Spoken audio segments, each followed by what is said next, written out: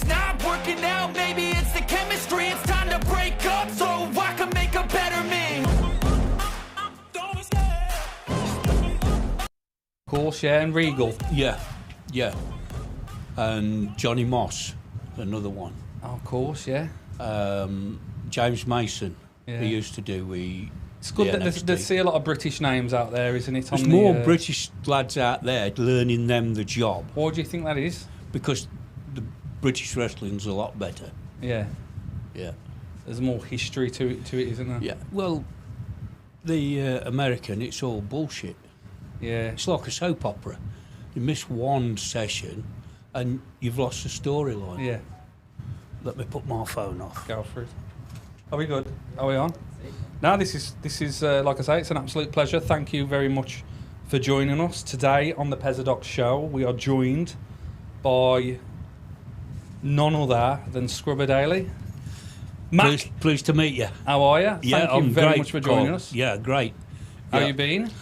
I'm not too bad. Bit warm, but Yeah. it's The weather's a joke. yeah, it's nice. You're just saying you've come over from sunny Nuneaton. Yep. Been there a lot of your life. I was reading your book earlier, and I see that you was brought up in Polesworth. And Yeah, I was born in Polesworth, and we moved to Nuneaton when I was about 6 months old. yeah, So yeah, I've been in Nuneaton nearly all my life. like I said, I've got Yeah. a lot of love for that side of the world. With my mum was brought up in Wincott, and Yeah. her dad William Scattergood played for Nuneaton Borough, and he was a Nunny lad. Ah, So that's great. I used to go and watch them when I was a kid. Yeah, Nuneaton Borough, down at the old ground, the Cock and Bear. The Cock and Bear that's Bridge. going back any. Yeah. Who would you go down to the games with? My granddad and my uncle. Yeah. Yeah, they used to take me How down. old was you back then? About 11, 10, 11, 12. Because you mentioned and your love of upwards. football quite a bit at the start of your book, Yeah. and I thought there was Yeah. many synergies for me. I Because used to play football. Yeah? Quite a lot, yeah. did you have a position or what? Anywhere. I used to play in Centre goal. back? Used to play in goal a lot. Nobody was going to mess with you, was they? No. That's what one of the lads said. I had a bit of a to-do with a lad in Bedworth. When I started wrestling, Yeah. this guy, he challenged me through the paper. No way. I don't know if you remember it, the Evening Tribune it was Yeah. called, and he challenged me, and Max Crabtree says, "Oh, kid," he says, "we'll do this, we'll put it on at Bedworth, like, you know, we'll get a good house and everything." So I said, "Yeah," I says, "whatever." So it were all booked. So we had a session where there was a show on, and we signed the contracts in the centre of the ring. Got this table. My mate, Lucky Gordon, says to me, he says, "The best thing to do is you sign first, let him sit down and sign. As soon as he's signed, hit him." He says, "and that'll be it." It was Lucky Gordon said this? Yeah. He said he won't turn up again. So I sat down, signed. He sat down, signed, and he got this big grin, and I just drawed back and I hit him. You went for it? Smack in the nose, and his nose just parted. Popped.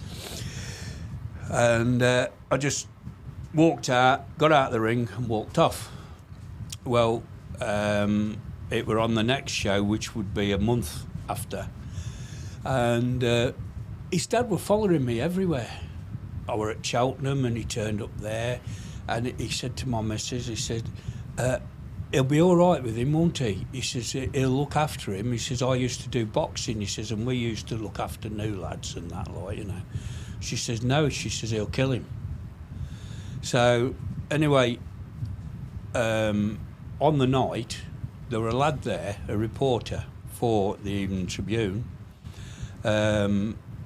Richard Cook, his name were. He used to be a footballer. And he said to this Bill Cody, he said, "Look," he said, "I played football against him." He says, "and he were an animal then." He says, "So what he's like now in the ring," he says, "I wouldn't like to get in there." Yeah. So anyway, he decided he was going to do it. So we gets in the ring, and what I did, he decided he could beat me by running round me. So what I did, I picked a certain corner out, and every time he got in that corner, I took a step closer and a step closer until he got in that corner and he couldn't move.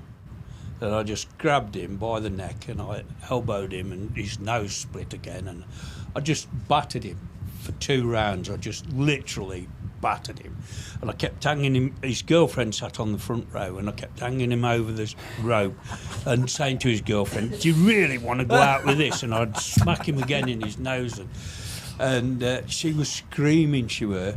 So anyway, in the 3rd round, I think I felt sorry for him. He sort of took enough, and I just picked him up and slammed him, but he landed on his side. He stayed on his side, and I splashed him, and you could hear it. I mean, I was 28 stone then. Wow. Full weight on him, and he ended up in the hospital for 3 days. I can imagine. Yeah. And that was a part of my footballing history with Richard Cook saying that, you know. Yeah. It's... Was that early on in your career? Yeah. When not long after I'd started, that was. Yeah. How did you know, like, wrestling was the thing for you? Well, what happened was I were out of work, and we used to go to Bedworth every month to watch the wrestling. That were our treat, and I got a programme, and I wrote to Dale Martins. I got the address off the programme, wrote to Dale Martins. And I never heard anything for 3 or 4 weeks. I thought, oh, well, you know, they ain't going to do anything. And then I get a letter off them saying that Pat Roach was doing a course. So I said, great, you know. So I got in touch with Pat, and he said it were 125 quid to do this course. So, being out of work, I hadn't got the money. Yeah. But I'd got a mate, he got his own milk round, and I used to help him out sometimes, you know. And he said, OK, he says, I'll get some people together and we'll put the money in. Because he knew a lot of business people, like, you know. So they chucked the money in. Pat Roach come over and had the check, like, you know, and photos with us, and it were in the paper and everything. And then I done the course with him, 8 weeks, and I was black and blue every time I went home. His gym were in above Woolworths in Birmingham Centre. Yeah. Lovely place, beautiful place, and every now and again he'd just walk through and he'd just pick you up and slam you on this concrete floor. And I'm sure it was just to see who would keep coming back. And I kept going back. And there was I can't remember now, it does say in the book how many, there was 100 and odd started, I think it was 130 odd started, and there was 3 of us finished. Out of the 130. Was World in Sport a thing then? Yes. So, yeah. I mean, all these people would have, like, invested in you because they'd take one look at you and go, yeah, this guy's going straight to the top. That's right. Yeah. We need to back this horse. Yeah. What was the difference in, like, modern day wrestling training compared to back then?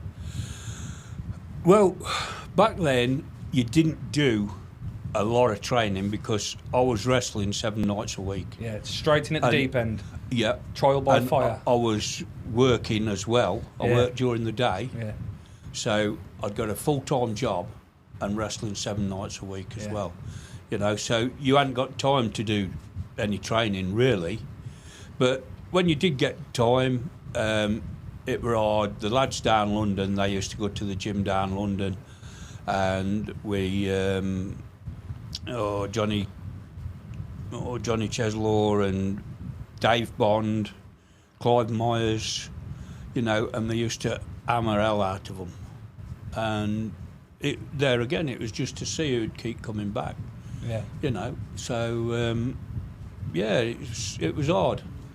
So it wasn't like a gambols or bumps kind of thing. It was more like who's man enough to. That's like, right. That's right. Yeah. Because it was a different industry back then, wasn't it? It was. Yeah. It was essentially what it was. It was smash mouth, smash That's and right. grab. That's right. Like I said, we've been going down memory lane these past couple of weeks watching old fights because that's. Yeah. They don't make them like they used to do, so to speak. No. And it's real stuff. It is real stuff. There's no architecture, let's say. That's right. That's right. All this stuff now, this American stuff and that, it's all high-flying stuff. And, you know, like I said before, if you miss one of the episodes, you don't know what the storyline is then, because it's like a soap opera. Yeah. I mean, that NXT, when they were doing that, they had 10 people writing scripts for the wrestlers. And then they had to go away and learn it. And then the week before the show, they had to go in the ring where the referee was mic'd up and there was 5 blokes with computers watching, and they would tell the referee if they'd done something wrong, and they'd have to put it right off that script. Yeah. That ain't wrestling. Now, what is that? That's It's not wrestling at all. You know. Yeah. Like back in the old days, I choreographed, isn't it? That from start to finish. Yeah. I got to shows probably 10 minutes before I was due in the ring. Sometimes, just put your gear on, straight in the ring, do your match, straight back out again. Yeah. Wash and change, wait for whoever you travelled with. Get away, get your wages, get away, and you weren't paid by the minute. No. So if you weren't paid a lot anyway. No. I mean, my first match was I wrestled Andy Blair. It was one of the lads off Pat Roach's course. Yeah. We went all the way down to Brent Town Hall, Wembley. We wrestled, went back, drove back, and I got a £5. Yeah. Don't even cover petrol, does he? It wouldn't now. Yeah. You wouldn't get nowhere with a £5. Wouldn't get you a sandwich. Wouldn't get No, you a sandwich that's to right. get there and back.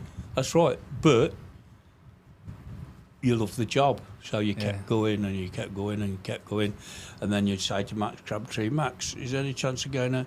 Oh, things are tight, kid, things are tight. And, you know, that's why he's a millionaire and I ain't. Yeah. He'd say, oh, I can manage £1, you know, and that were it. But I'll say this with football, it was like a working CV. So that one match, you meet people at that event. Right. That's or right. that's another tick off your hours clocked in the ring. Yeah. And you can move on to something else. It was like when I went abroad, the first time I went abroad, I went to South Africa. And once I'd been there, my name got out, and then I went to Saudi Arabia. I've been there 5 times. I went to Kuwait, France, Germany, India, and all over. I mean, you was a trailblazer, wrestling in Saudi and Kuwait. Are we talking late 80s, 90s? No, mid-80s. Mid-80s, so even then, I mean, that is... Like, you'd look at this woman's evolution now. You literally paved the way for professional wrestling, what it is out there. Yeah.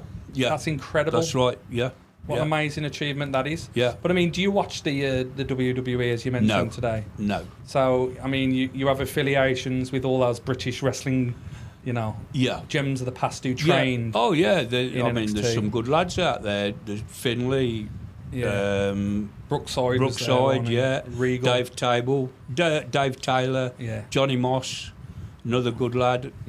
James Mason used to help them. You know, all good British lads. Yeah. So, if the Americans are so good, why do they need British lads to train them? It's a good point. You know, I don't know. It's amazing, really, when you think about it. It is, and you look at the calibre of the... Well, they're athletes now, aren't they? Yeah. Like you say, the choreographer, the more actors and athletes and wrestlers, I suppose. Yeah. Steroided. Yeah. You've got the steroids in them and everything. But that's the nature of the business, isn't it? Everything changes, unfortunately. But like I said, it isn't what it used to be. No. But no, you touched on you had a full-time job as well back in the day. So milkman. Yeah, I did. I started off when I first started the wrestling. I was still out of work, but I'd got 3 jobs. I was helping on a milk round for 2 ladies. I used to do Saturdays and Sundays for them. And then I got a part-time job at the quarry, covering when people were off, driving all the machines and the dumpers and everything else. And then I was helping my mate do the window cleaning. No way. And that, and with the wrestling. And I was absolutely shattered. I'd done it for 2 months. I mean, on a Saturday, well, on a Friday night, I'd get up at 1 o'clock, go and do these 2 ladies' milk round, finish that, go home, wash and change me, go to the quarry, do a full shift at the quarry, come home, wash and change, go and wrestle.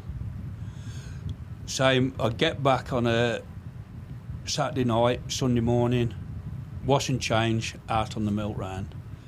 And then I'd finish that for about 8 o'clock, straight to the quarry, work the quarry till 12, and then after that I'd be off wrestling. And I'd done that for 2 months, and I was like a zombie. Yeah. My missus says, look, something's got to give. And I says, no, I says, they've all helped me out, you know, while I was on a bad street, like. And in the finish, she rang the 2 ladies that had done the milk round, and she explained everything, and they come over and see me.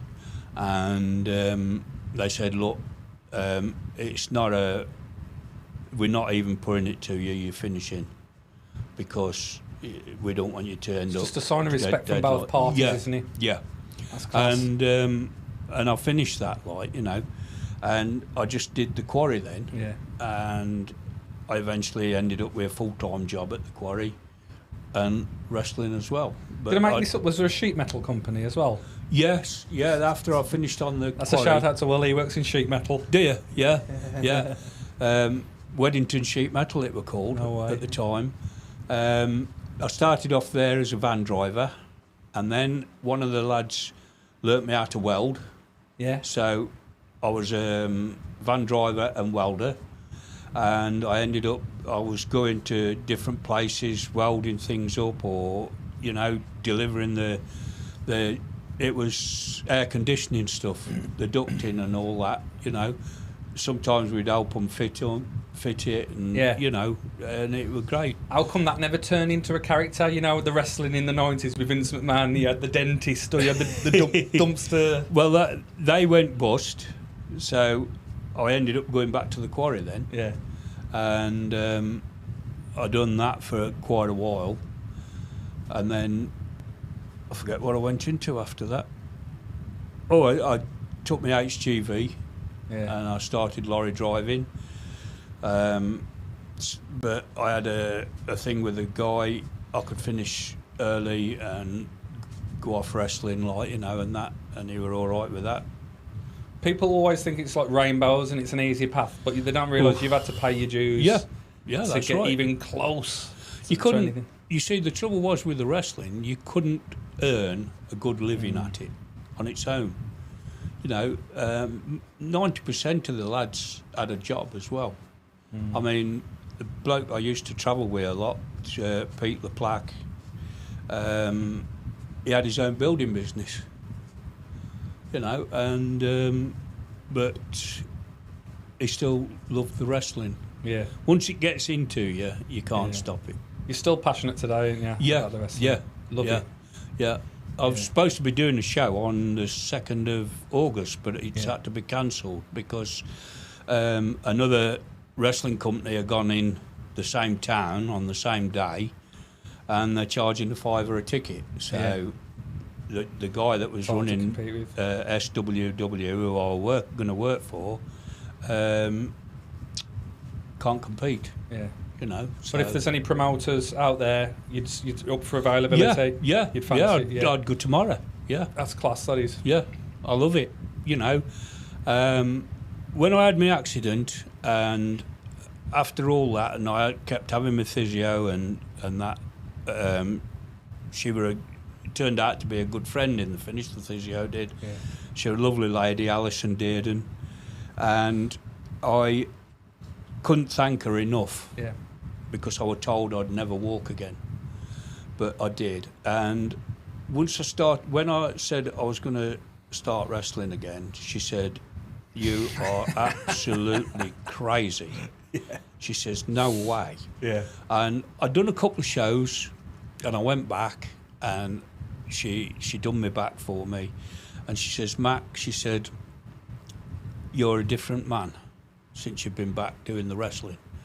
She said, "I could quite easily now," she said,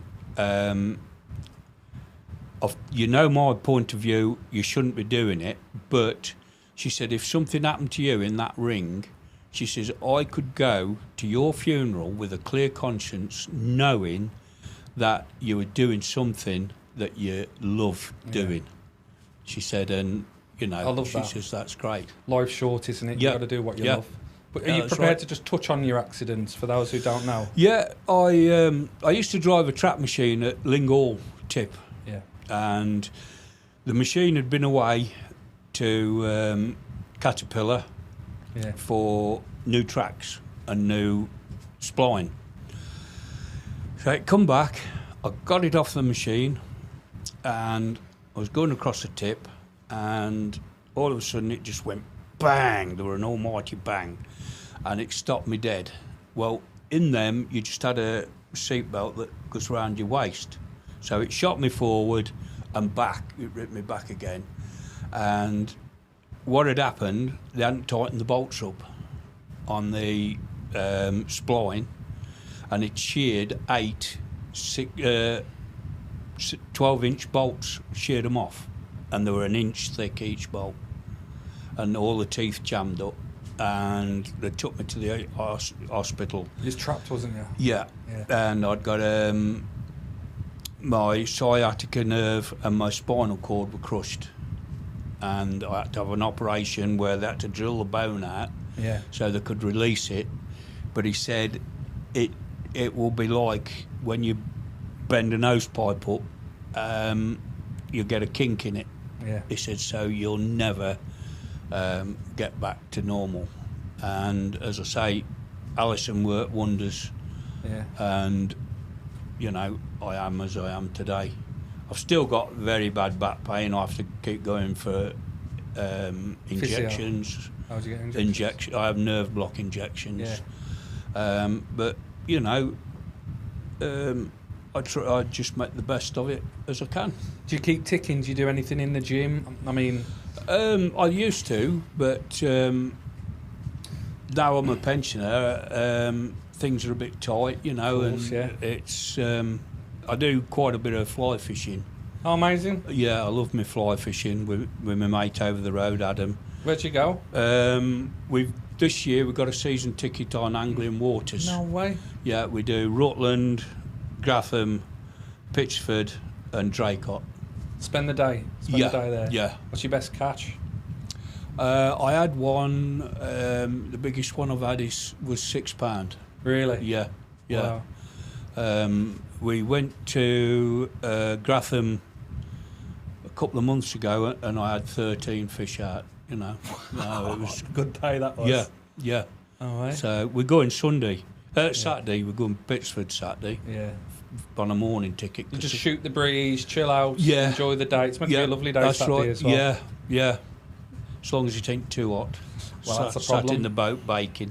Oh, you go boat? You go from the boat? Wow, amazing. Yeah, but we're having a morning ticket, and then if it does get makes too sense. hot, Doing the morning we makes can sense. pack up at 2 o'clock, like, you know. And so what did your training used to look like back in the day? So now you've got like Pilates, yoga, you know, physio, weight training, endurance. I used to do a bit of weight training. I had weights at home and that, you know. Used to do a bit of weight training at home. Was your dad a big bloke? No. my mum was even smaller. She'd be about 5'6". Yeah. Small lady. I lost her when I was 15, bless her.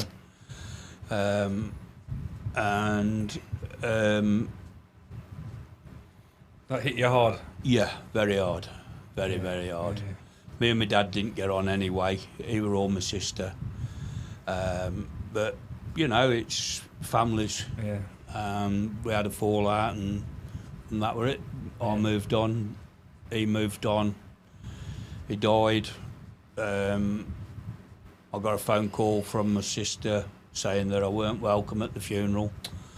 So I said to her, I said, if I want to go, I says, I'll go. I says, none of you will stop me. Yeah. I says, but it'll only be to make sure the bastard's dead and buried. Yeah. And I was going to ask you a question. I was going to say, do you regret not reaching out to your dad? No. No. For the simple reason, my mother was ill with cancer. Yeah. And he was messing about with other women. Yeah. So, no, I don't regret it. Yeah.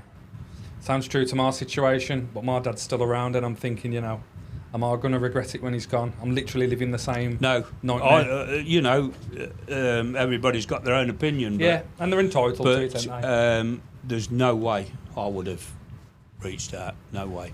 There are heroes, aren't they? Yeah. It's heartbreaking, so I can't imagine at 15 how that affects you. Yeah. Yeah, it was... Oh, it hit me really hard, because I Yeah. were all my mum. Yeah, same as me. Even growing up, I were all my mum. Same you as know. me, yeah. But I still think about her now. You know, she'll never be forgotten. I love that. But Keep a memory I alive. never ever think about my dad. Yeah. Never. You know. So I might be wrong, but that's how I am. It is what it is. How many Yeah. kids did she have? Hard-working woman. She only had two. You and sister. Me and my sister. I don't speak to her because she, as I say, she were all my dad. And she rang up to say I weren't welcome to the funeral. I just told her to fuck off, really, basically. Yeah. Families, man. Families, friends. It's hard. That's Any right. life's Yeah, hard. it is. How do you navigate that? You can pick your friends, but you can't pick your family. Yeah. You know. So, but as I say, I worked around it and got on with it. But it feels like yesterday as well, doesn't it? Yeah. You lost her. Yeah. Well, yeah, it does. Yesterday and a lifetime ago. Yeah. It's hard to like rationalise. That's right. Yeah. Yeah. And you know, I think sometimes I used to when I was wrestling, I used to think, what would my mum think of me now? Like, you know, and I bet she loved it. I bet she would have loved it. Yeah, yeah. Because when we were kids, we went a couple of 3 times. We used to go to Weymouth for holiday. Yeah. And they used to have the wrestling on the pier then. Yeah. At Weymouth, and we took her to see Mick McManus and Johnny Quango, and she loved it. Yeah. She absolutely loved it. So It was you know. like Saturday night entertainment then, wasn't it? Yeah. Like, again, I don't want to be rude, but like the audience would either be young kids or like elderly women. And That's right. They used to eat the wrestlers with the Oh, bags. yeah. And the passion, like I'm big on passion and that. Yeah. Just yeah. the energy and the passion you could see from everyone. Yeah. They'd be in it. Yeah, that's right. That's right. And I just think- and they believed it. You know, Yeah. I had one woman. She used to be an headmistress at a school in Bedworth, and it were at Bedworth. I were on the outside. I were doing a tag, and she run down and clawed me down the back of both legs. Yeah. And I'd got 10 score marks, and she broke every nail on her hands. That's how much she got into it. Yeah. Yeah. Was you a heel most of your career? Yeah. Yeah. Bad, would you say heel or bad guy or? Yeah, heel, bad guy, Doesn't matter. villain. Yeah. You know, And who would be the ultra good guy? Big Daddy, Yeah. young Steve Logan, Pat Patton. Yeah. He come from Cannock. Oh, did he? Pat did, yeah, yeah. I didn't know that because I live in Cannock now. For anyone who Yeah. doesn't know, and I try and look at like what's come out of Cannock. Yeah, yeah, Sounds Pat ridiculous. Patton. His wife still lives here somewhere. No way. I'll keep in touch with her on Facebook, Yeah. Sue. But Ian Stenner, his name was. Yeah. He lived in. He had 2 or 3 pubs in Cannock. Really? Yeah, I think the last one he had was it the White Hart? At the top Ensford way. Yeah. No way. Yeah.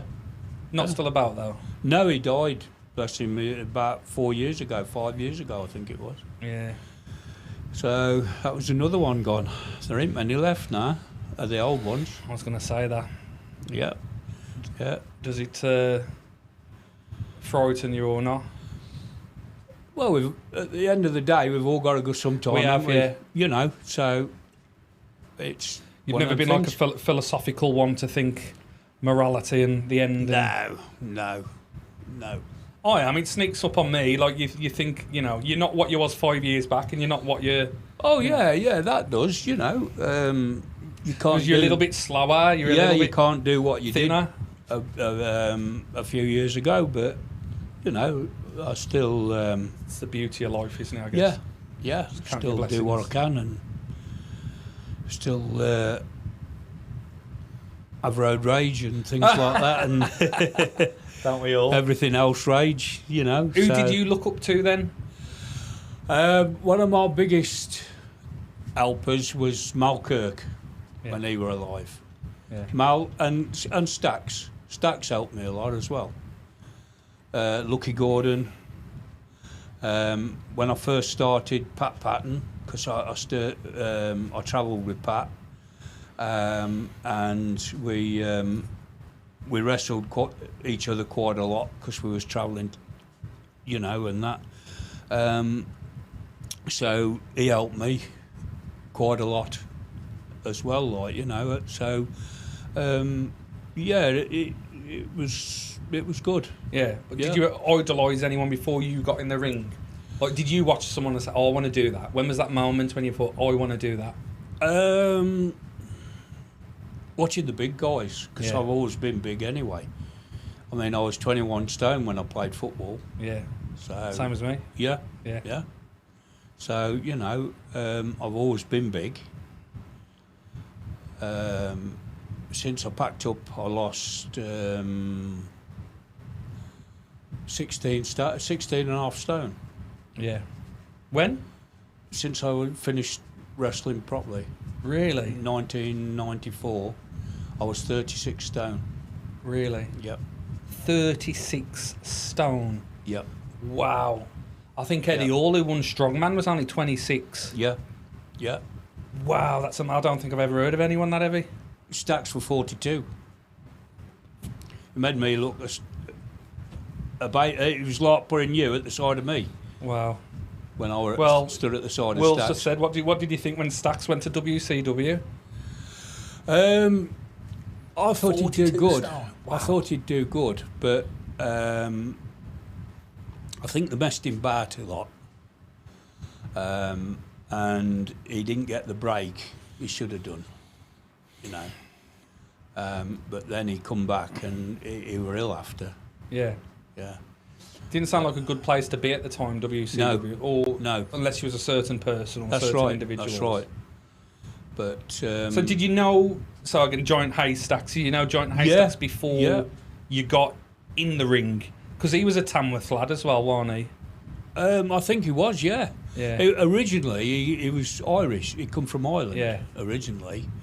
But he used to drive machines and dumpers. Oh, okay. And that. I And thought then you he was going to had say, his- my mum used to say she used to love going watching Big Daddy and Giant Haystacks, and she said she used to see him in a Reliant Robin driving about. Yeah, No, whether she probably. was lying. He had I don't some. know.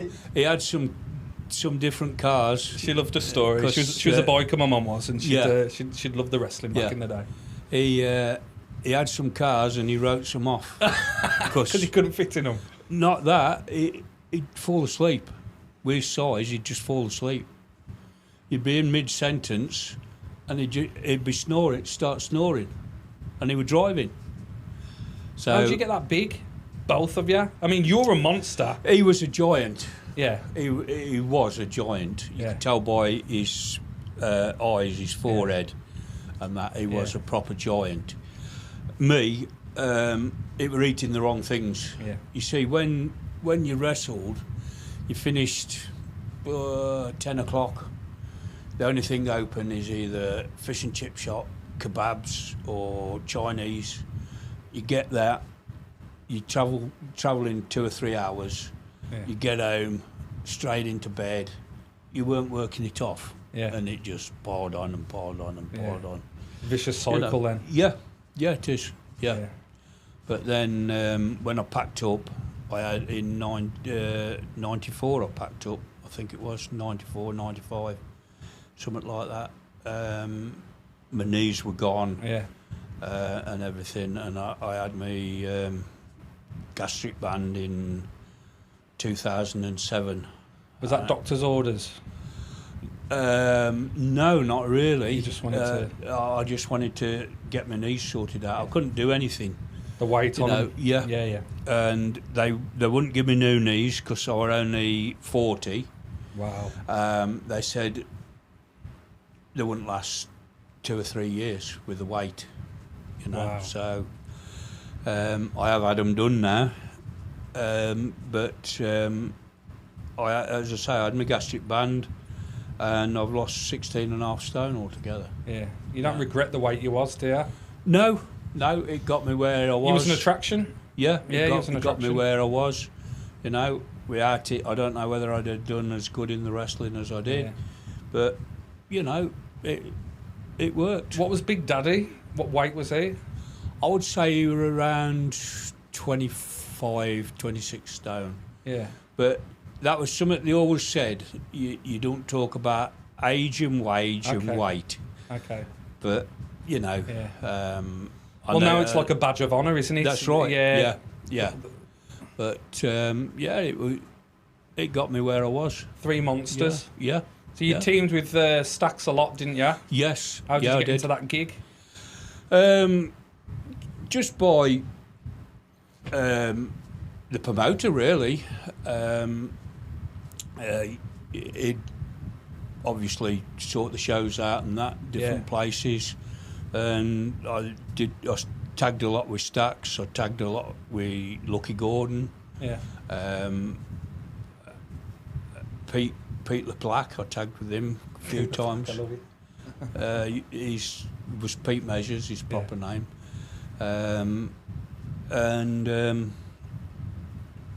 Blackjack Mulligan, I done quite a few tags with him.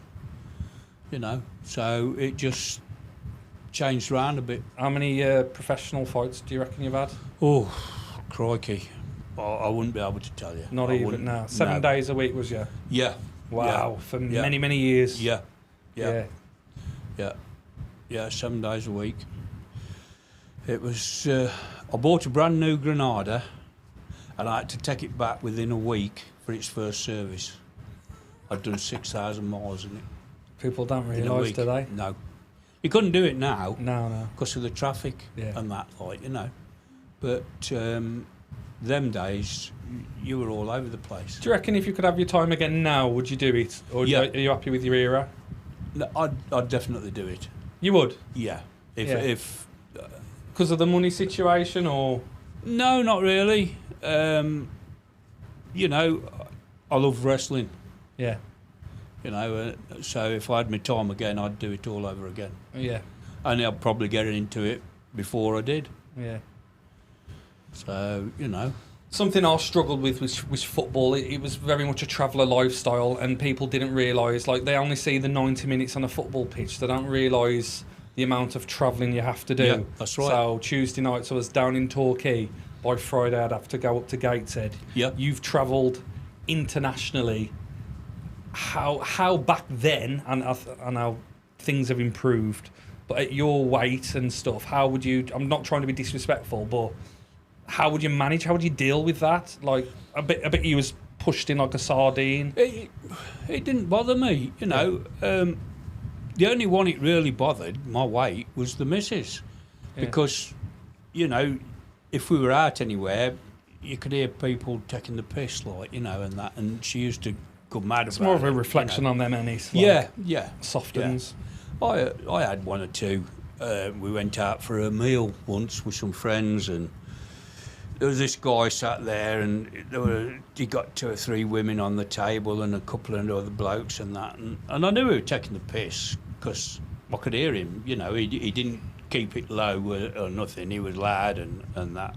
got a lovely white suit on and that, you know. So anyway, when we finished, I heard him say something about the fat bastard, like, you know. So I thought, oh, well, okay. Bit his head off. So as I walked out, I swung my hand round and knocked a glass of red wine all over his white suit. And I said, oh, sorry. I said, that's being a fat bastard. I said, I couldn't help it. And he didn't know what to do. Yeah, right. He must have felt like that. That's what it's about, isn't it? You know, and it's... So what about, like, I mean, pain, like, the difficulty? I know Andre talks, like, he was big drinking, everybody would share stories saying, you know, the travelling would finished him off, essentially. Yeah. And saying as Big Show, you know, he'd say it was just too much, the pain from travelling. Right. But you see, they travelled a lot by air. Yeah. Over there. Yeah. So did you go and live in, like, France? Like, I travelled over there. Yeah. And then travelled back after a couple of 3 days. When I went to South Africa, I stayed there a month each time. When I went to Dubai, that was a couple of weeks each time, you know. So, but it was it's good. Amazing, that is. Yeah. What would you say some of your proudest achievements are in the ring? The biggest one was in India. There was 86,000 in. Wow. Yeah. Yeah. What was that? It was just a... Remember the year when show? it was? It was late 80s. Yeah, late 80s I went. But it was a horrible place. Horrible. I can imagine. Place. Hotter than in here. Oh. We didn't go out there. I went over there. A lad called Blackie. We called him Blackie. You couldn't do it now, I suppose. No. But his name was Blackwell. Yeah. Everybody called him Blackie. And we couldn't even go out the hotel. Yeah. As soon as you moved out the hotel, it was just as if somebody tipped a bucket of water over you. It was that hot, you know. So, but we were there. They wanted us to stay another fortnight, and I said, "Oh no, can't be doing this." But as it happened, the monsoons started, so we had to come back anyway. It was a good job. Worst place I've ever been. Yeah, you know. But the best. The question was the best, and you've said that one. Yeah, it's funny, isn't it? For the crowd, yeah. South Africa good. The second time I went, the first time I went, I done the first cage match ever in South Africa. Your first cage match, or the first cage match? The first cage match over there. Wow. And it was, they got, you know, the reinforcing they put in the concrete? Kind of. Like these big squares, innit? You know, in sheets. Yeah, yeah. They built a cage out of that. I do know what you're on about, yeah. So you can tell. Health and safety nightmare. Sprayed it blue. Yeah. So you know, there was. Did you ever go climbing it or not? No. Not at my weight. Yeah. Ladder matches as well, was that right? Yeah, I did everything. Yeah. Yeah. It was that by design. You wanted to try everything. Yeah. The rougher the better. Really? Yeah. So what, was you a bit of a masochist or not? Yeah. Do you enjoy hardcore? Pain? Yeah. What do you reckon are like the hardcore death matches these days, which Will loves? It's a bit much, isn't it? It's a bit over the top. Yeah. I know the lads do it. Fair play to them, you know. Joe, big fucking Joe. Yeah. Great friend of mine on Facebook. You know, he does it. He's been all over the world. He's American champion, I think. He won Tournament of Death 20. Tournament of Death 20? Yeah. And where's that, Japan? He's still doing it now. Was he? Yeah, he's still flying backwards and forwards to America now. You know, doing it. Fair play to him, you know. But it's the light. The light tubes, staplers, barbed wire. Yeah, yeah. You know, the Mick and Terry Funk were doing the TNT, is it, you know, dynamite, C4. Yeah. It's a bit wild, isn't it? Yeah, yeah. Surprised no one. No, I don't think anyone's ever died in a death match. Kind of. It's a wonder because they do, in my opinion, take it a bit far. But them lads know what they're doing. Yeah. You know, they enjoy it. It's like I used to enjoy my wrestling. Yeah. There's different versions of wrestling, isn't there? You know, the Mexican lucha libre styles and that. And I think WWE is now trying to encompass it all and buy these little brands. And I know before COVID, Triple H's idea was he wanted an NXT in UK, wanted one in France. Yeah. And they're travelling all over now, aren't they? But now they closed it. Yeah. Just didn't make business sense, did it, when they sold it to TNT? And now it's just a corporate bottom line. That's right. You know, the way they sack wrestlers now. I think it just stands empty now. Yeah, it's got no heart, emotion, has it? No. Fans still love it for what it is, but it's just a corporate. It's totally different though to our day, you know. It's like we were saying. In our day, you had rules, so the villain could break the rules, and that's what got the crowd up. Yeah, you know, and you'd get them up and up and up as high as you could, and then the blue eye would do his comeback and bring them down. You'd cut him off and take them back up again. Yeah, and that's how we did it, you know. Yeah. But nowadays, they're just, you know, I don't know. Like fake finish. Yeah. Knock the ref out. Somebody comes down. That's right. Another fake finish. Yeah. Hit the finisher 5 times. You just hit your finish and it'd be done, wouldn't it? That's right. Yeah. That's right. And it's how it should be. Yeah. It's like when the pile drive somebody. The pile drive it and kick out at 3. Yeah. A pile driver is a finish. Spot somebody on your head. Somebody's rammed your head into the canvas. You know, you do that on the street, you're killing them, aren't you? Yeah. More or less. Yeah. You know, it don't make sense. No. Some of it. Yeah, you have to suspend disbelief now more than ever. But I mean, it is what it is, isn't it? Yeah. Yeah. Did you see the David Arquette hardcore match? Who was that against? Nick Gage when he. No, I didn't know. He got a piece of glass in his neck. Nick Gage. He's died. No, he's alive now, but he was leaving. Oh right, okay. In the match. After something happened, he got chucked, landed on a tube, went to the back, had to be ambulanced to a hospital, and he died in the ambulance. But they resuscitated him. That guy's mad, isn't And he? he's back to it. Yeah. I think I wouldn't do that. I'm a big fan of the wrestling. I'd probably get in the ropes and that, get in the ring, but getting it in the head with a tube. No, it don't appeal to me really. Yeah. But if the money were right, I'd do it. Really? Yep. It'd have to be good money. Might see that down the line then. Yeah. Yeah. I couldn't do it. So talk to me when you World of Sport. Yeah. What an amazing opportunity that was, I guess. It was brilliant. Because it makes you nationwide, doesn't it? It puts your name nationwide. Yeah, that's right. And that's some of the lads will never have these days because there's no television now. So it's hard to promote the shows nowadays. Like, but for British wrestling. Yeah. Yeah. Like they'd see people on the telly and they'd want to go and watch them. Yeah. Oh, so-and-so's coming to the Civic Hall. You know, we'll go and watch that. He had a good match on the telly last week, and you know, it carries on, and it was good. It was good for the lads. It was good for everybody. You know, it got the wrestling out there every Saturday afternoon. It's what was it? 4:15. ITV, something like that. 4:15. Yeah, 4 o'clock. They tried to bring it back a few years back, if you remember. Was it 5 or 6 years back? I done a thing on that, you know, but it didn't go down. They interviewed all the old ones, but it didn't go down very well. And then, what was it?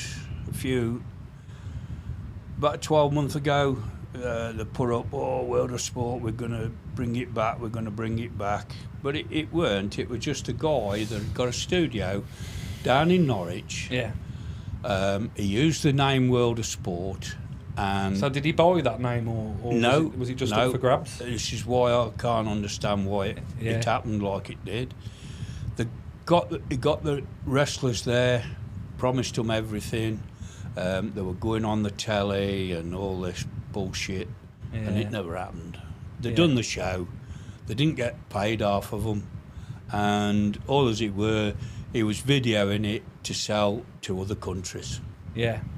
Nothing to do with World of Sport at all. I think he did have a little stint, didn't he? Like Wade Barrett and Jim Ross was on a Saturday night. They did it for like 3 months, if that. Yeah, he wasn't great. He wasn't the magic it was back in the day. No. But no. like listening to you talk about people getting involved and interested, I always like when I played football, I was a bit the pantomime villain. Like people pay the money to boo you. Yeah, and as that's a right. bad guy, a heel, a villain. Yeah. You know, you're doing your job, Yeah. so they'd pay to boo you and cheer, Big Daddy. The more they had to go at me, Yeah. I knew I'd done my job right, Yeah. So And you and the Staxs were the best kind of villains, I think. Yeah.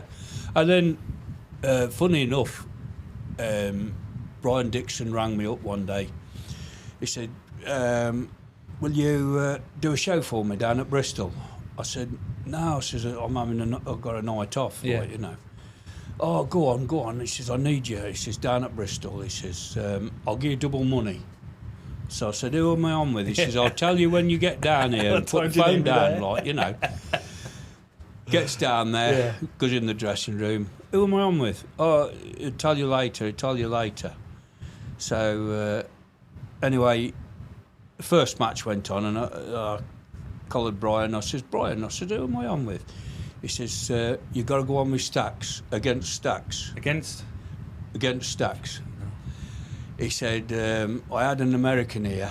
He says, and he wouldn't go on with him. He said he was too big. He says, so I fucked him off. He says, back on the plane.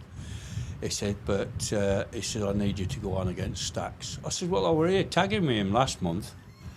He said, it don't matter. And we went out there and the crowd cheered him and booed me. They hated me. Yeah. So did you two plan that psychology backstage? No, we just went in. Go out there, feel the crowd, do it naturally. That's right. Yeah. Yeah.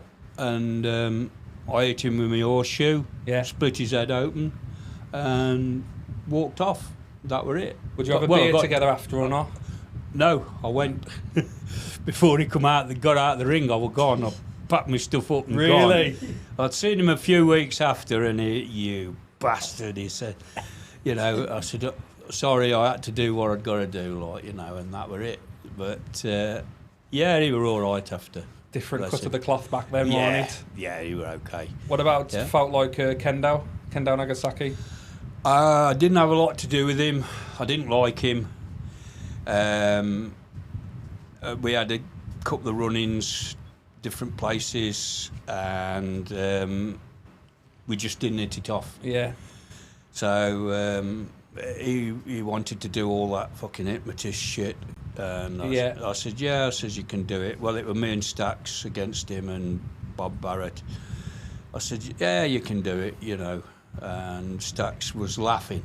He got a real deep laugh, and I could hear him in the background. So we gets in the ring, and he does all this shit. No, it was him and Brookside. That's right. Oh, was he? Yeah. And he gets in the ring, he does all this shit. He says, you're hypnotised, so I just hit him. I said, no, I fucking ain't. Yeah. And that were it. When you've built your whole persona, well, it's not even a persona, that's a disrespect, really. You're unapologetically yourself, same as Staxs, and then you got the guy doing this. Yeah. Fucking people ain't going to believe it, are they? No. Yeah, so, and that's why I say in wrestling, you can have your lucha libres, put them over there, and then you put this over here. Yeah, that's right. So, like I said, you brought Lesnar's. That's who kind of that real, true Ken Shamrock kind of thing. Yeah, that's right. And now you've got a chap called like Bron Breakker, and like I said, it would be good to see you today because it's over. That's what people want to see: real, true. That's grit. right. They want to see real stuff. Yeah. They don't want to see all this flying about. You know, it's I think there's a place, but I think give me a little bit. Don't give me loads. Give me a little bit. Yeah, that's it's right. impressive, but I want to see this. on the smaller guys, yeah. Yeah. But when you get big guys trying to do it, Yeah. you know, it don't look right. You to know me. that when everyone stands on the outside huddled up and they wait for the guy to climb the rope. Yeah. Okay, and they're all standing there watching him, and then that's right. then he jumps what a and then. fucking load of bollocks that is. You know, who in the right mind would stand there waiting for him to jump off? You wouldn't do it, would you? No, Yeah. no, you wouldn't. You know, we didn't have to do things like that. You got the crowd in your hand Yeah. all the while. I You wasn't know? happy. I watched one the other day, and it was you against Big Daddy, and you got counted out for 10. But I'm sure the ref did a quick count. Yeah, I wasn't happy probably. with that Probably. because I was just getting into it, and I thought he's going to get some now, Big Daddy Yeah. is. And Yeah. then the ref No, pulled you. That's right. Well, then I think Staxs come down to Yeah. give him some shit. Yeah. I think that were a team match, weren't it? Yeah, I think Yeah. it ended up as Yeah. one. Yeah. But I did a stint in the Mask as well. I was going to say, yeah, The Mask Marauder. the Marauder, yeah. And they decided it was time to come off. Like I'd done about 12 months like it. What put you in the Mask? What took you down that route? Max Crabtree, he decided he wanted something new, Yeah, you know, so... because we'll touch on the UK earthquake after this as well. Yeah, he said, will you put the mask on, like, you know, and Yeah. I said, yeah, of course I will. So he got me and Lucky Gordon doing it, the Mask Marauders at first, and it went down really well. So it carried on and carried on and carried on and that. And then after about 12 months, they decided it was time to come off, like, you know. So I done a single with Shirley, Big Daddy, and he pulled the mask off, but as he pulled the mask off, somebody chucked a towel over my head, so they didn't see who it was. Yeah. So ITV had thousands and thousands and thousands of letters of complaint because they still didn't know who it was. It's amazing. So I love that. I had to put it back on again and do a few more, and then we done it where they took it off and they see who it was, like. Yeah, I But love that. Yeah. So I done that for quite a while, the Mask Marauder. You enjoy it? Yeah. Horrible on the telly because you got that mask on and you got all them lights. Was it like the little eye holes? Yeah. It's hard Yeah. to see in a mask, isn't Yeah. it? And you get some of the lads having a laugh with you, like they try and twist it so you're only looking out of one eye. Then you can't see, like, you know, and you've tried to pull it back round. Was there a lot of ribbing back in the day? Oh yeah, there was a lot. You got any other stories like that where you've been stitched up in the locker room or? There was one. It was so funny. It was Pete LaPlaque. It were at a pub, and he got into the roof, and there were a tile missing above the ring. So he were up in the roof, and he was spitting on the wrestler down below. And of course, they kept looking up, and they said to Max Ward, well, Max had got a funny eye. One, he'd be looking straight at you, and the other one, he'd be over there somewhere. And this guy said, Max, he says, look up there. He said, that bastard's spitting on us. And he's like this, Max is, where? He said, I can't see nobody. Well, the laugh, it was so funny. And then we'd done a tag, and somebody threw a box of After 8 mints at Pete, and it weren't opened. So he picked them up and he gave them to the referee. He says, give them to our second, we're having them on the way home. And we did. We had them on the way home, like, you know. So, yeah, there was quite a lot of funny stories. Was Haystacks into stuff like that or not? Yeah. Was he? Yeah, he was, yeah. And the best one, I think, was Bobby Barnes. He always used to go out to the stripper. And Mal Sanders, somehow, I don't know how he done it, he changed his music, so Bobby's walked out the start to the stripper, and then it changed to Steptoe and Son. So, of course, you know, he weren't was happy so with that, I funny. can imagine. He's still got to keep going because he'd started walking out, but he knew who it was straight away. Mal were one of the worst for pulling stunts, like, you know. What do you think about like the business? Like now they can make money from merchandise. Like it's like AEW. You could argue that it's a T-shirt selling business. Well, yeah, it's the same as football, isn't it? Yeah. Now, Yeah. you know, footballers make the money off the T-shirts. That's it. Off the shirts. That's how they make the money. With yeah, the it's a name lot of on the money. back, you know. Yeah. I ain't got nothing against it, you know. I like to sell my book if I can. There's nothing wrong with you. You Did know. you have a shirt back in the day or not? Was that like pre-T-shirt selling? No, I didn't. I never bothered Yeah. with anything like that, you know. But Yeah, but I mean that's there's something there, isn't there? Now bringing Scrubber Daly and Haystacks and Big Daddy. Somebody should look Yeah. at them IPs. yeah, there's a lad called Archie Stubbs. Yeah. He goes to these Comic Cons. He's got a lot of wrestling gear. Yeah. I'll give him my original dungarees. No way. Yeah. Yeah. But they're massive. Yeah. Could fit 4 blocks in Yeah. there. Yeah. He's got one of Big Daddy's leotards and his coat, like, you know, them shiny coats he used to have. He's got quite a lot of stuff apparently. But yeah, they were in the attic, so he messaged me and he said, "Have you got anything, you know, that you could give me to put on my setup, like, you know?" So I had a look through and found these. Do you still have like, anything you keep? Anything that you cherish? I've got my original Marauder mask. No way. Yeah, I've Yeah. still got that. Yeah, There's a chance we can that's get it on in- this skull here. yeah, Yeah. yeah. It's still in the drawer. That's class, that is. Yeah. Do you ever Yeah. put it on? No, I have a look at it every now and again, you know, when I go in the drawer for something and Without it's memory there, lane. I just get it out and I think that, you know, worked. Yeah, it's You class. know, it was brilliant. So when did you pivot to the UK earthquake then? I'm guessing that's into the 90s now, isn't it? Yeah, Late 90s? it was when the American ship was hitting. Yeah.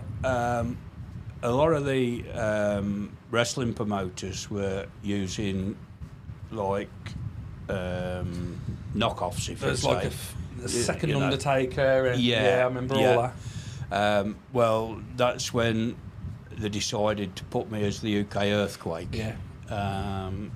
You know, for the simple reason I'm a big guy.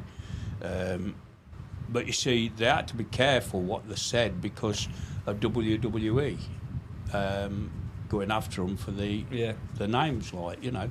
But what they don't look into, like your WWE, the British had the first rockers. But they didn't bother when they brought the rockers out. You know, that were different. Or that's one of our ideas. You know, we're going to run with that. And you got the Heartbreak Kid and what's his name, Martin Jannetty, weren't it? Yeah. With the rockers. Yeah. Well, originally, the rockers here was Pete LePlac and Howard, his brother. Oh, was it? Yep. They were the original rockers. And then Howard packed up and he had somebody else do it with him for a good many years. Tommy Lawn, that's right. And then Tommy Lawn got killed. Oh. Him and Pete done a show somewhere and they were on the way back home and this car hit them head on.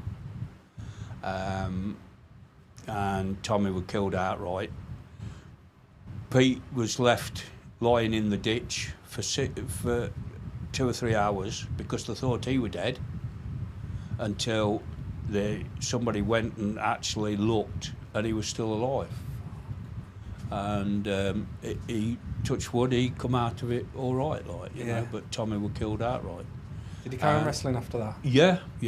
It's got to have knocked him about though, mentally with his brother. Yeah, in the 90s, about 92, 93, we started wrestling for Jake, and we done quite a lot of shows together for him, like, you know. Jake Roberts or? No, Jake Hawkins. He wrestled as Klondike Jake. Right. There was Klondike Jake and Klondike Bill. Right, okay. I don't know if you ever remember them years I do. ago. No, there was it Klondike Kate? Yeah, there was Kate, but before that was Klondike Bill and Klondike Jake. They was the two originals, you know. And we done quite a lot of shows for him because he done local shows for us. So was you doing the tours as was it American Pro Wrestling? Because did you do the Prince of Wales in Cannock? No. Because they was doing the Undertaker and the earthquake there. I'm sure when I was a kid I watched. It could have been. It could have been. Yeah. Prince of Wales Theatre. Because you see, Jake lived in Tamworth. Yeah. So it could have been. It could have been. I didn't realise it was so local. There were so many to the area because I'm a big rocker. So obviously Zeppelin, ELO, Black Sabbath, and then to, Motorhead's up the road as well. Yeah. And then to know all these like local, because rock and wrestling kind of went hand in hand. That's right. Yeah. Yeah. So I didn't realise that this was kind of the birthplace of British wrestling with all these names. Yeah. That's crazy. Yeah, there were a lot around Cannock area and Wolverhampton. Yeah. Tamworth, Nuneaton, Birmingham. You could, back in the day, you could do a week's work actually in Birmingham, Wolverhampton and all round. You know? You didn't have to travel that far. Where would you perform in Wolves? The Town Hall. Of course, yeah. The Civic Hall. Yeah. Wolverhampton, yeah. I mean, it's Wolves Uni now, something. Is it? It's a big building, any? Yeah, it was a lovely place inside. Yeah, it's still lovely. Yeah. I had some good matches there with different people. But you could get some good eat in Wolverhampton. Yeah. What about names like Marty Jones or Bob Barrett? Yeah, Marty. I wrestled Marty a few times. One of the best matches I had with him was at Bedworth Civic Hall, my own town, for his belt. Beat him, but then they took the belt off me because I said I was too. They said I was too heavy for that weight. So who would say that? The promoters? Yeah, and whoever was in charge, like. So it was just one of them things. But we had some good matches there. Me and Marty Jones. I didn't have much to do with Bob because he was like on a different circuit to me because he was always with Nagasaki. Yeah. So Nagasaki's close, isn't he? Nagasaki's Wolves. No, he's Stoke-on-Trent. Oh, is he? Yeah, he lives at Stoke somewhere. Best place for him. So, but we just never ever hit it off. No, and that's.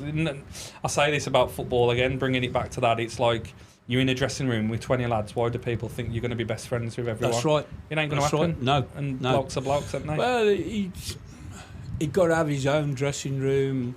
He never spoke to anybody. He never acknowledged anybody.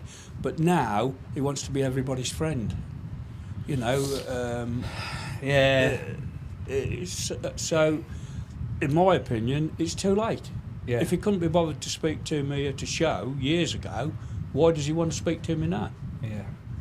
Same as the Shawn Michaels thing, isn't it? He did a lot of people dirty, I think, back in the day, and now he's the hero, I think. Yeah. But I'm the same, like, you treat me how I'll treat you, and I'll give you the respect you give me. That's right. And then you cross me, and then That's we're done. right. We're done. And I'm the same, whether because you found the Lord or you've reinvented yourself, or it don't matter. You've crossed me, and then we're done. That's right. That's right. It's just one of them things. Yeah. In business, there's in a way, really. What were the promoters like back then? Were the businessmen? Were they ex-wrestlers or?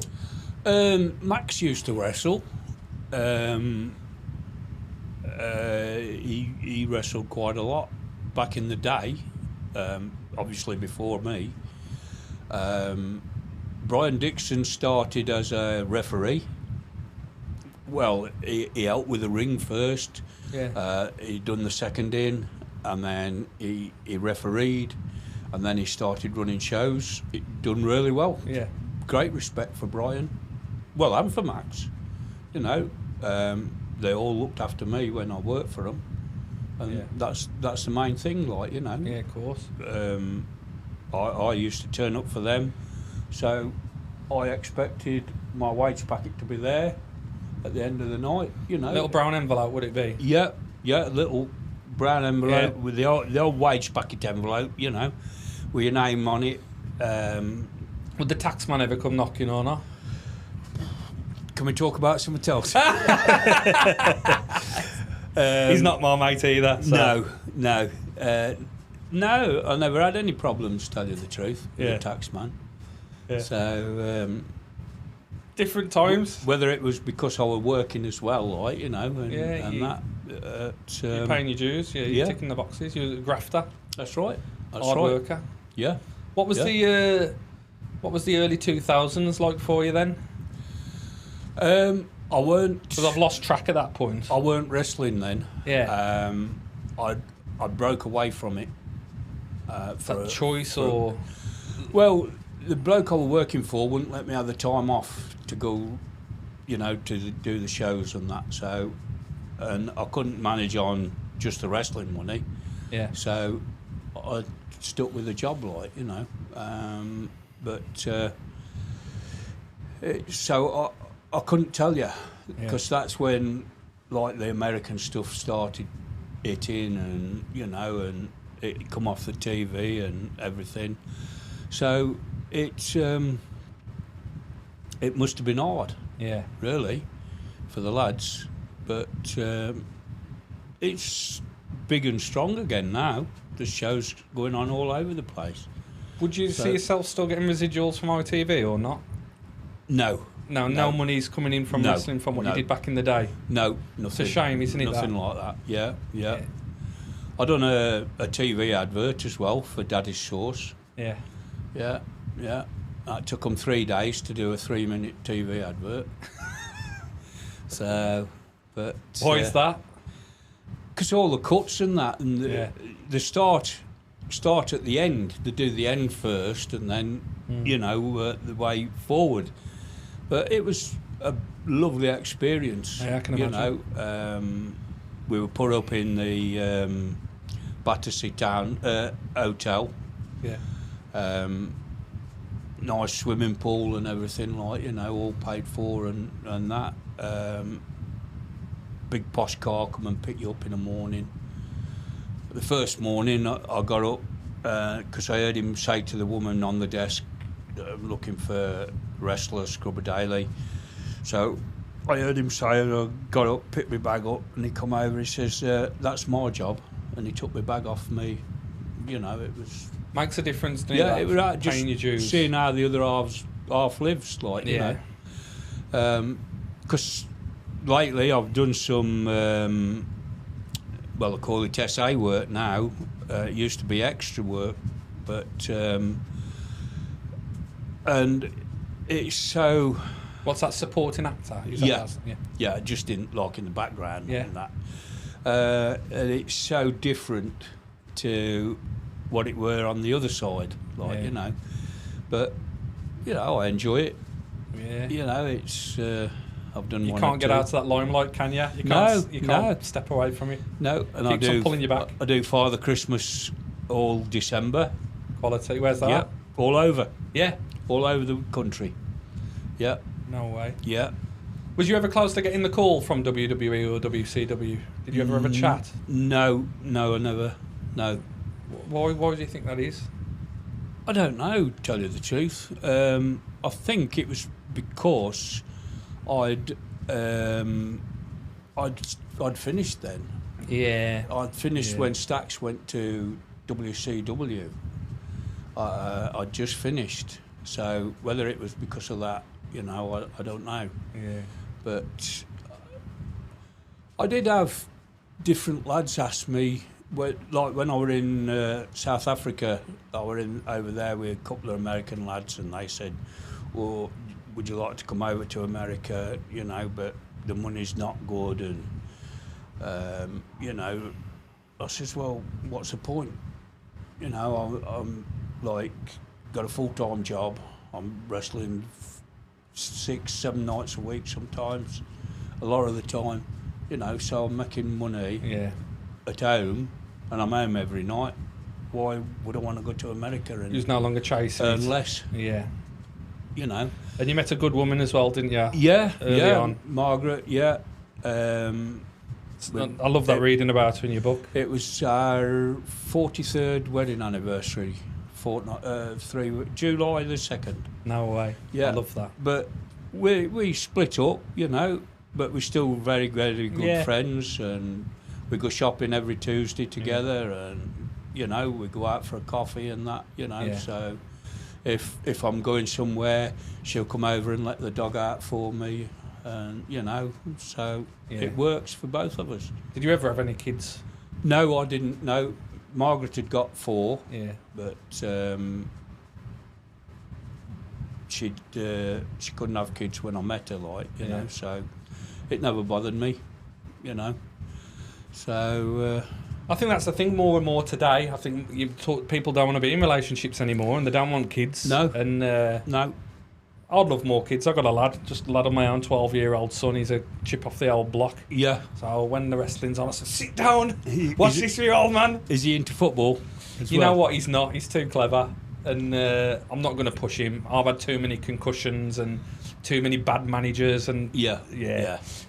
I loved it as a kid. And that's what I like. The start of your book, you talk about your love. That was me. Yeah. And I was fortunate enough to get into it. And with the fans, I was like Marmite. I was hated. And then because of my love of the wrestling, I played into this pantomime villain kind of thing. Yeah. So I kind of used my love for wrestling in football. But yeah, the game, I saw the transition of the game, because it used to be more rugby-esque, smash mouth. So in my early 20s, I loved it. Yeah. And then when you couldn't go shoulder to shoulder, and you couldn't put a tackle, That's right. and you couldn't stand on someone's toe and pull the back of their arm, Yeah.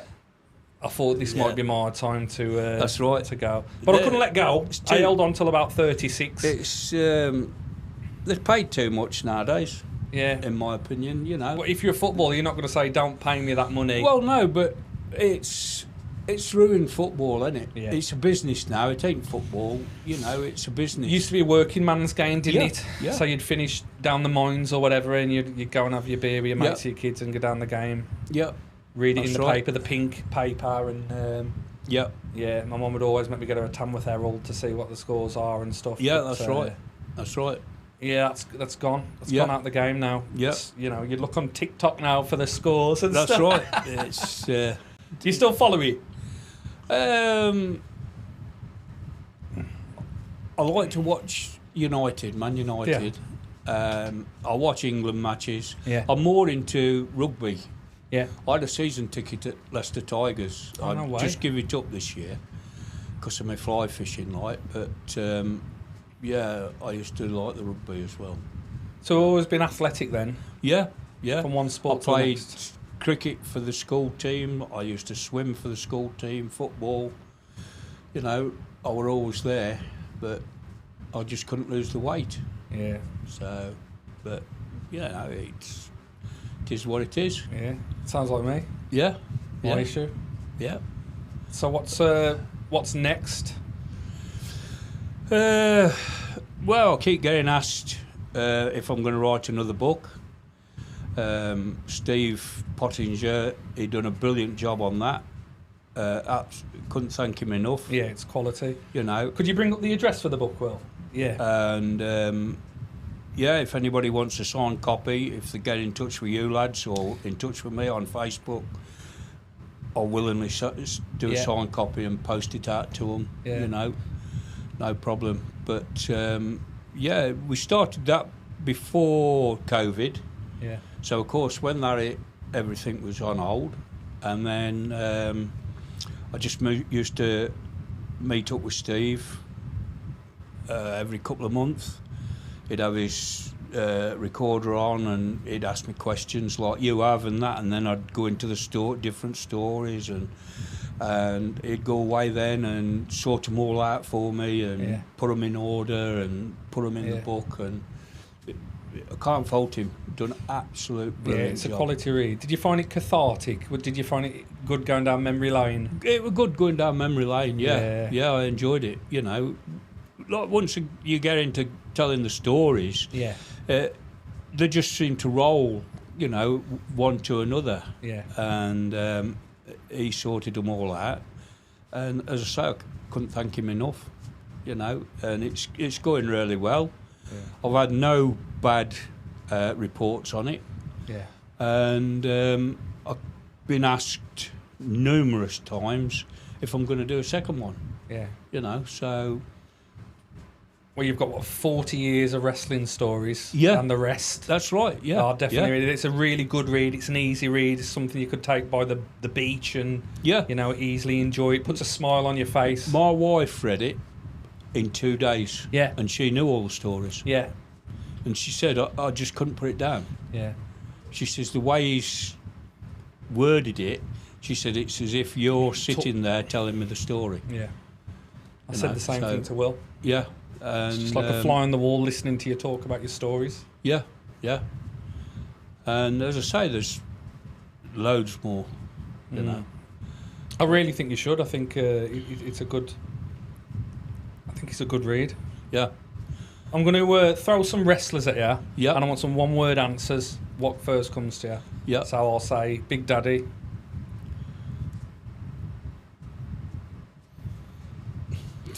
Honest as you want. Prick. Giant Haystacks. Excellent. Yeah, I love that. Kendo Nagasaki. Another prick. Marty Jones. Okay. Yeah. Vince McMahon. Arsehole. Yeah. Ric Flair. Excellent. Yeah. Undertaker. Very good. Yeah. Hulk Hogan. Good showman. Yeah. Yokozuna. I've got to say he's good, and because he was big. Yeah. The things he did, it was super impressive. I know Will's going to have some names. He's thinking in his head. So you got like Steve Regal. Steve Regal. Yeah, I wrestled Steve quite a lot before he went to America, and bless him, he's done really well out there. Fair play to him, you know. Yeah. He had his issues back in the day, but he fought them and he got over them, and his book's a good read as well. Yeah. What do you reckon this is, this, you know, demons thing? Because I've seen it in football with addiction and in wrestlers as well. What do you think that is? Like, to perform at that level, do you think everybody needs like a fix or something? Yeah. Especially with the Americans. I were on with Davey Boy in Kuwait, and he had 6 Valium tablets before he went in the ring. Before? Yeah, and he was as high as a kite when he went in there. I could have done anything with him and he wouldn't have felt it. You know. Is that against you or not? Yeah, yeah, he was against me. And you allowed him to do that? I didn't know until after. Till after. Well, till in there actually. Yeah. Because you could tell by his eyes he was spaced out like. What do you do in that situation? Obviously, you're a model professional, but... Well, you just protect them, really. Look after them. Yeah. You know, I could have been an arsehole and hurt him. Yeah. But that ain't me. You know, if that's what he wants to do, that were up to him. Each to their own, that's what I say. It ruined him in the finish. Yeah. It killed him, really. But, you know, each to their own. Yeah. What do you think's kept you so grounded?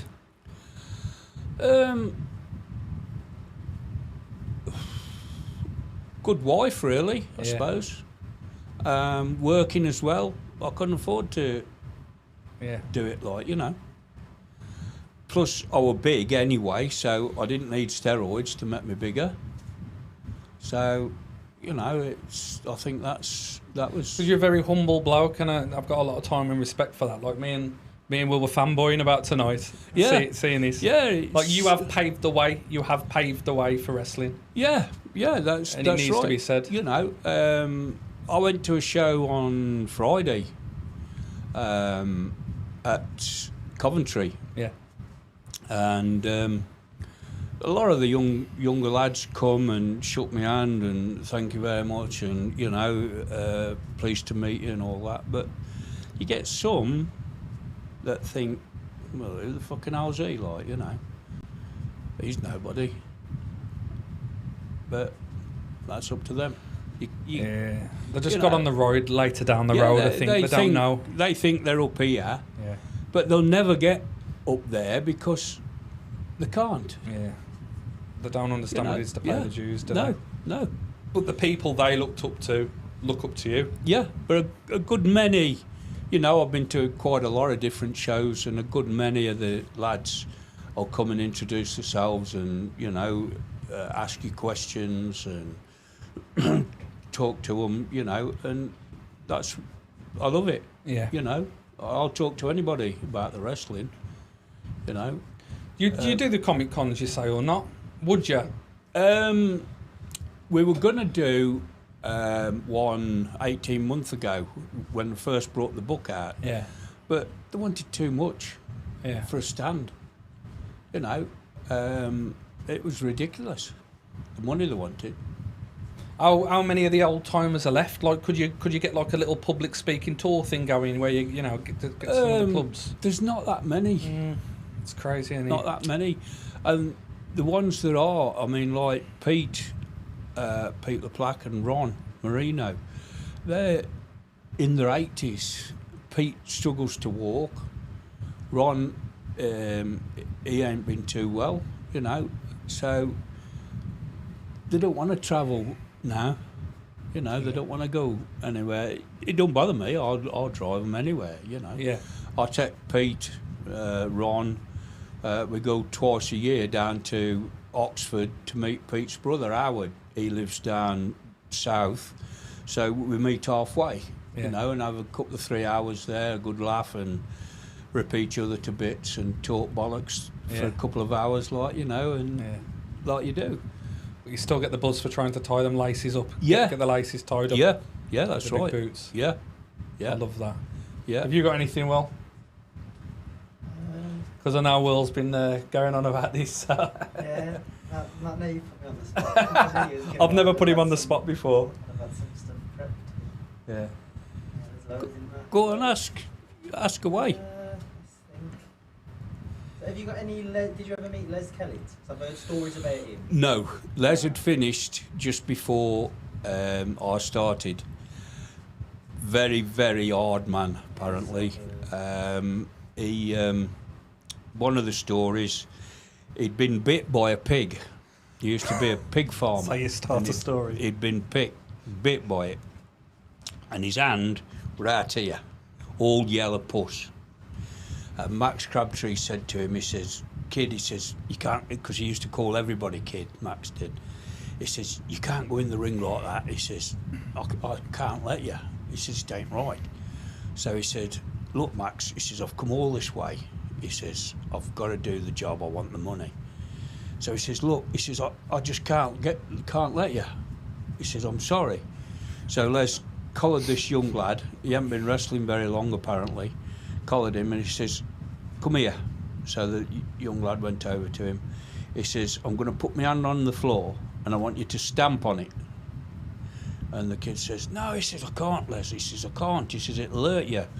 He says, it won't hurt as much as what it will if I hit you. So he put his hand on the floor and the lad stamped on it and it shot all across the room, emptied it. And he just put a bandage around it. He says, there, Max. He says, I'm all right now. I can go in the ring. And he did. He did. What were some of the injuries you've had over the years in the ring?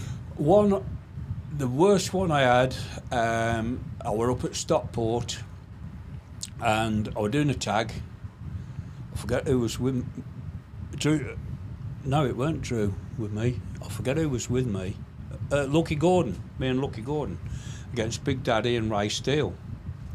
And Ray Steele went to pull me over the top of the rope.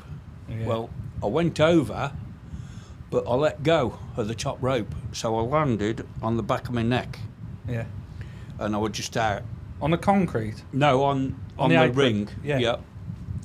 So, the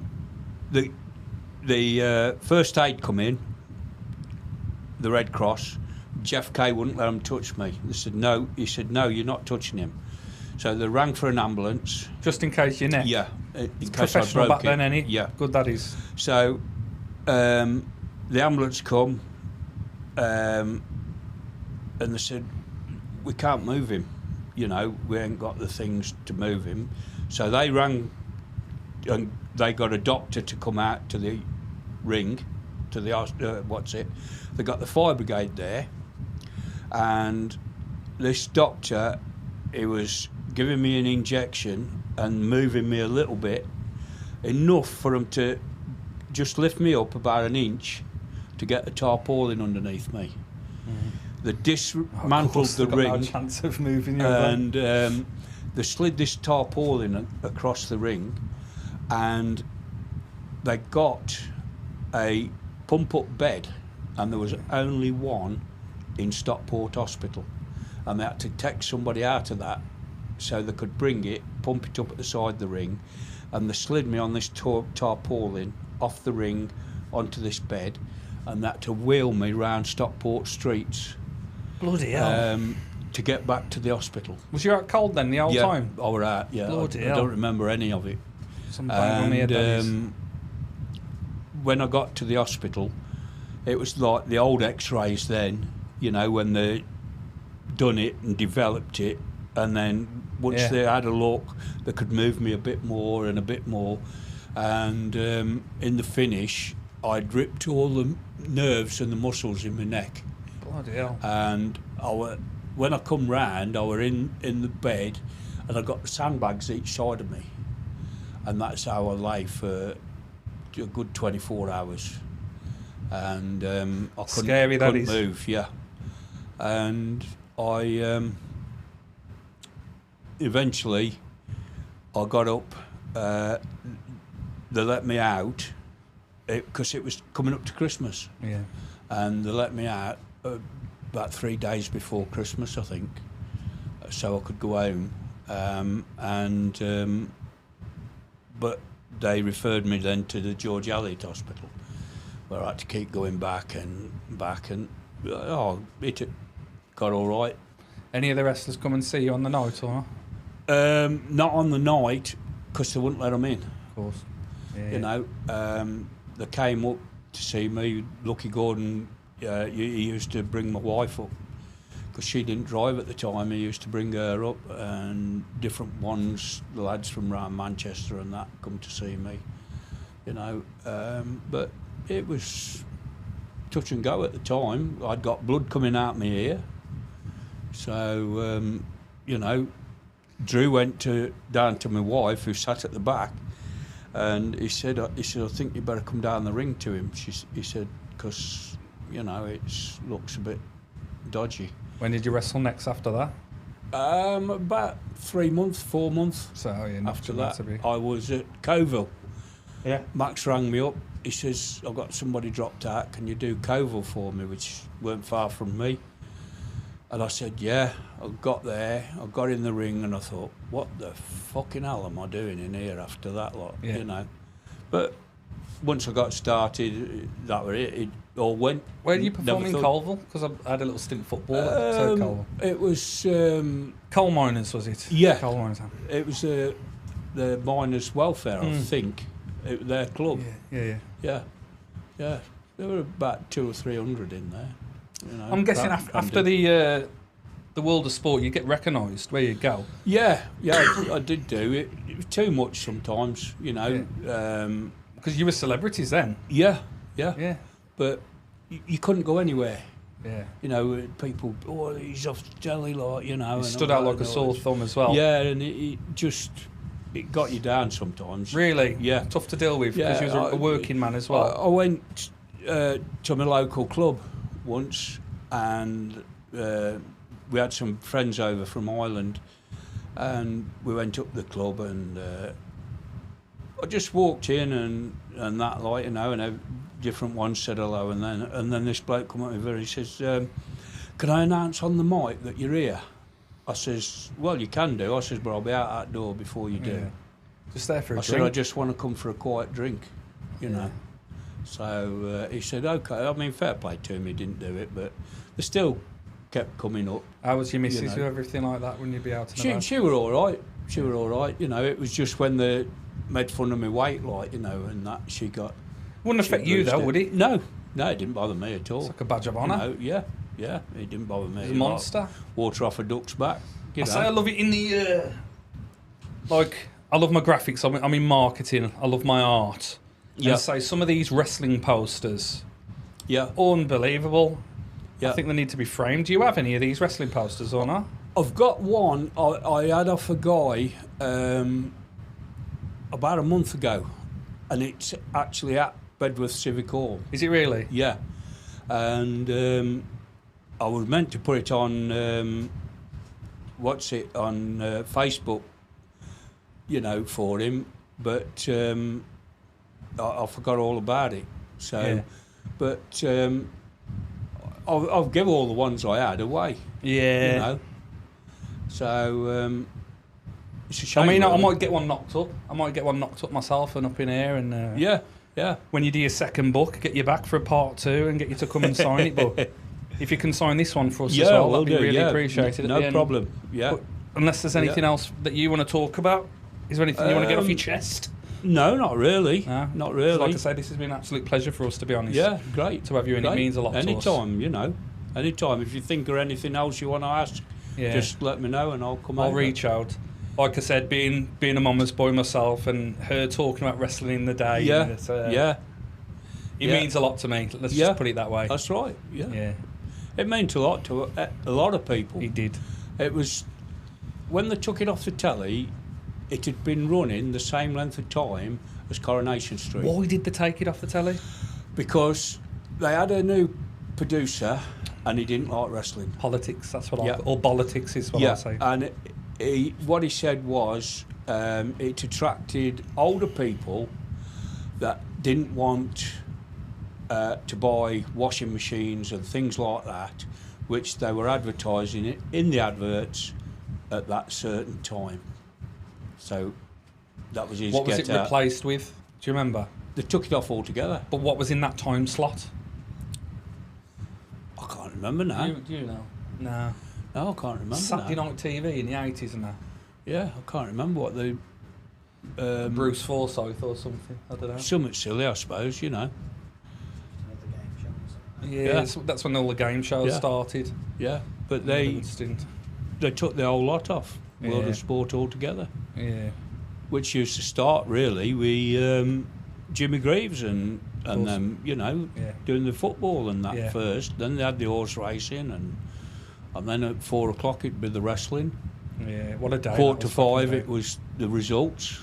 They'd read the results out, you know, and that When were they it. took it off, do you reckon that impacted like the other? Because obviously it was done at like local clubs and halls. Do you reckon Yeah. it affected all that as well? Like once they took it off. Not at TV? first. It Territory wrestling. didn't at first because they still knew everybody.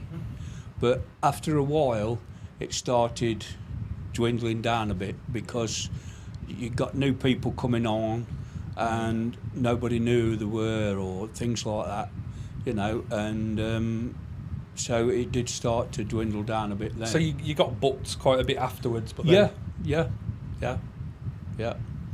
So, It's a shame, but really. it is a shame. Yeah, Mm. yeah. Terrible But it was shame. like this is one of the reasons why people romance the 80s. You know, like Yeah, that's Stranger right. Things and things on Yeah, Netflix. yeah. 80s was kind of the That's right. the love Yeah. letter You decade. ask a lot of the old people, and they'll say Yeah. about the wrestling. Yeah. You know. I was born in 86, so I managed to brought up on Ghostbusters and Aliens Yeah. and all that romance. I love that sort of stuff.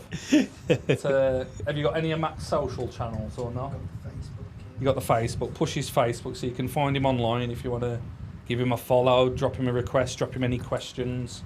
I'm sure we'd love to hear from you. Yeah, I'm on Messenger. Messenger, yeah. Yeah. If you're an up-and-coming wrestler wanting to learn the trade, I'd reach out as well. Yeah, anybody that's got a wrestling school that needs any Oh, it's a great shout. helps, you know, I'm quite willing to come and do it for them, give them a seminar or whatever they want. All good, yeah. So this is the Pezzadoc Show. I am your host, Kyle Perry. This has been an absolute pleasure, Mac. Honestly, I do mean that from the bottom of my heart. I've enjoyed it. Thank you. Um, Thank you for inviting Thanks me. for your time, and hopefully I'll see you soon when Yeah. you write your second book, or Yeah. when I'm in the squared circle with my mask on and you're in my corner. That's right. How about that? Yeah, I'm that'd be 39 great. now. Do you Yeah. reckon I've got a stint or not? Yeah. Plenty of If time. you got show me how to do an Yeah. arm bar or a splash. Yeah, that's right. What do you reckon I That's should right. finish them off with? Oh, we'd have to work on it. What would Yeah. you finish them off with these days? Either the splash or an elbow. Yeah. Drop an elbow on them. One of them or one of them? No, one of them. Oh, really? Yeah. I wouldn't want to take one of them from you Yeah. anyway. Yeah. Thank you very much. Peace Thank you. out. Thank you. Thank you very much.